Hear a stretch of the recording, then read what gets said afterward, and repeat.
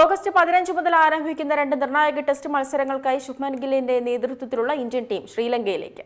ലോക test championship പോയിന്റുകൾ സ്വന്തമാക്കാൻ ഇന്ത്യക്ക് ഈ പരമ്പരയേറെ നിർണായകമാണ്.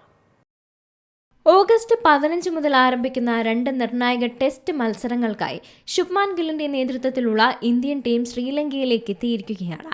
ലോക ടെസ്റ്റ് ചാമ്പ്യൻഷിപ്പ് പോയിന്റുകൾ സ്വന്തമാക്കാൻ ഇന്ത്യക്ക് ഈ പരമ്പര ഏറെ നിർണായകമാണ്. ഇതിനു മുന്നോടിയായി ഇന്നലെ മുതൽ കൊളംബോയിൽ 4 ദിവസത്തെ പരിശീലന മത്സരവും തുടങ്ങിയിട്ടുണ്ട്. 2017 ശേഷം ശ്രീലങ്കയിൽ ഇന്ത്യ കളിക്കുന്ന ആദ്യ റെഡ് ബോൾ ഉഭയകക്ഷി പരമ്പരയാണിത്. ശ്രീലങ്കൻ മണ്ണിൽ ഇന്ത്യയുടെ ഇതുവരെയുള്ള റെക്കോർഡ് പരിശോധിച്ചാൽ 9 വിജയങ്ങളും 7 തോൽവികളുമാണുള്ളത്. എന്നാൽ ഗാലയിലെയും കൊളംബോയിലെയും സ്റ്റേഡിയങ്ങൾ ഇന്ത്യക്ക് വലിയ വെല്ലുവിളിയാകും ഉയർത്തുന്നത്.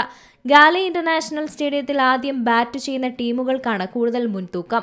ചരിത്രം പരിശോധിക്കുകയാണെങ്കിൽ ഇവിടെ ആദ്യം ബാറ്റ് ചെയ്ത ടീമുകൾ 26 തവണ വിജയിച്ചപ്പോൾ റൺസ് പിന്തുടർന്ന് ജയിക്കാനായത് 16 തവണ മാത്രമാണ്.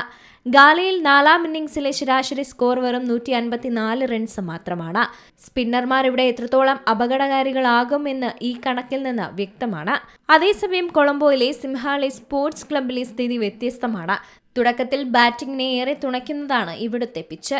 എന്നാൽ കളി അവസാന ദിവസങ്ങളിലേക്ക് കടക്കുമ്പോൾ പിച്ച് പൂർണ്ണമായും സ്പിന്നർമാർക്ക് അനുകൂലമായി മാറും. ഈ സ്റ്റേഡിയങ്ങളിൽ ഇന്ത്യക്ക് മികച്ച ഓർമ്മകളും കനത്ത തകർച്ചയുടെയും ചരിത്രമുണ്ട്. 2015 ഗാലയിൽ വെറും 112 റൺസിന് പുറത്തായാണ് ഇന്ത്യയുടെ ഏറ്റവും കുറഞ്ഞ സ്കോർ. എന്നാൽ 2010 SSCയിൽ ഇന്ത്യ നേടിയ 707 റൺസാണ് ഏറ്റവും ഉയർന്ന സ്കോർ. ആ ചരിത്ര മത്സരത്തിൽ സച്ചിൻ ടെണ്ടുൽക്കർ 203 റൺസ് നേടി തിളങ്ങുകയും ചെയ്തിരുന്നു. ശ്രീലങ്കയിൽ 38 വിക്കറ്റുകൾ വീഴ്ത്തിയ രവിചന്ദ്രൻ അശ്വിനാണ് ഇന്ത്യൻ ബൗളർമാരിൽ മുന്നിൽ.